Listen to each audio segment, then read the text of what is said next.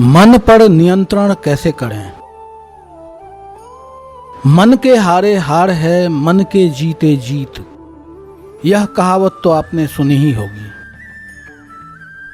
इस कहावत का शाब्दिक अर्थ है कि मन यदि हार जाता है तो व्यक्ति हार जाता है, मन यदि जीत जाता है तो व्यक्ति जीत जाता है। मन के बारे में बहुत कुछ कहा गया है।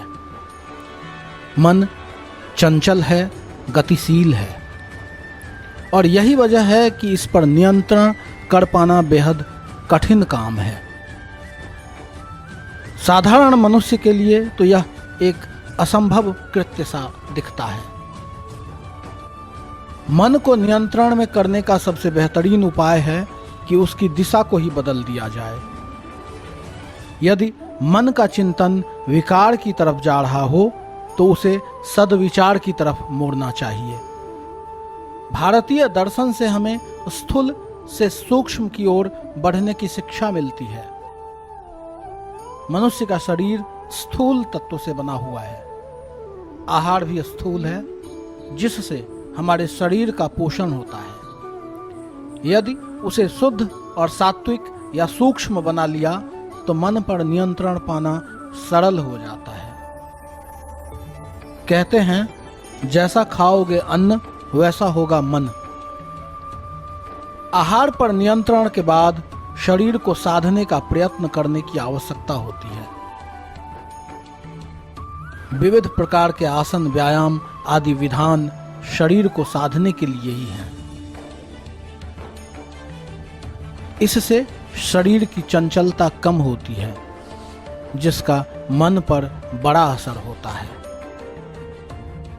श्रीमद् भागवत गीता में श्री कृष्ण ने अर्जुन को संबोधित करते हुए कहा है, हे पार्थ, यह मन अति चंचल है। इसे वश में करना अत्यंत कठिन है, परंतु असंभव नहीं। श्री कृष्ण कहते हैं, मन पर नियंत्रण करने के लिए उस पर दो प्रकार से कार्य करना होता है। एक मार्ग है अभ्यास का और दूसरा है वैराग्य का। अभ्यास का अर्थ है निरंतर प्रयास करना। दरअसल मन एक उदंड घोड़े की तरह है। घोड़े को वश में करने के लिए घुड़सवार जितना प्रयास करता है, घोड़ा उतना ही प्रतिरोध करता है। घोड़े को साधने के क्रम में घुड़सवार बार बार गिरता है, हालांकि सवार अपने दृढ़ निश्चय के बल पर घोड़े को वश में कर लेता है। फिर वही घोड़ा घुड़सवार के इशारे पर चलता है। इसी प्रकार मन को दृढ़ संकल्प के साथ निरंतर प्रयास करते हुए सही मार्ग पर लाना पड़ता है। अंत में वह अपने स्वामी का कहा मानना शुरू कर देता है। दूसरा रास्ता है वैराग्य का। वैराग्य यानी मोह माया के बंधन से मुक्त हो जाना। इसके लिए जरूरी है ज्ञान। बिना ज्ञान के मन में वैराग्य उत्पन्न नहीं हो सकता।